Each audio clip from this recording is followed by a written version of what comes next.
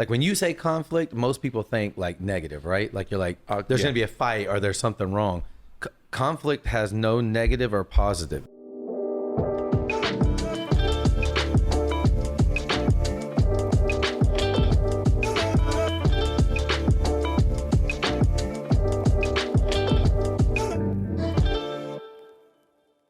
Conflict can be reduced massively just by talking and communicating. He would always say, well, the customer's mad. Well, I don't think they're mad. Well, they might be mad. Well, just call them. Has anybody called them? No.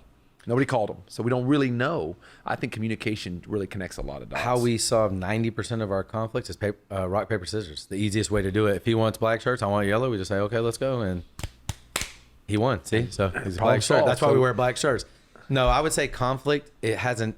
Like when you say conflict, most people think like negative, right? Like you're like, there's going to be a fight or there's something wrong. Conflict has no negative or positive. It's I think somebody told us one time, it's the difference between what was expected and what actually happened. That's where your conflict takes place. It's not a negative or a positive thing. It's what the spin that we put on it makes it negative or positive. It's just the difference between what's expected and what actually happened. That's it. That's where your conflict lies. And so like he said, communication, the more you communicate, the more somebody understands what's expected of them or what's expected of you. And then there's no false expectations. You know, then I can't get hurt because I expected him to do that and he didn't do that. Well, I communicated with him. I need you to do this.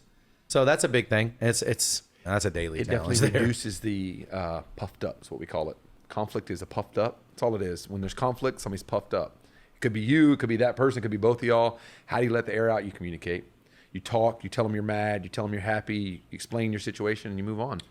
And there's a lot of techniques to that. Mm-hmm. Like I'll give you an example. If a customer calls in and they're really upset, like he said, they're really angry. We've learned in our business that about 90% of the time they really just want to be heard. So what we do is say, what's the issue? What happened? Why? And ask them a million questions and let them talk about it.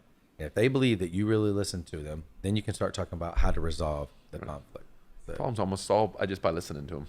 The communication is so powerful. Once they get done talking, you're like, anything else? Anything else? No. And actually, you know what? I think we're all right. I don't think we have any. It's like they solve their own problem by talking it out. They just want to be heard. Communication is important.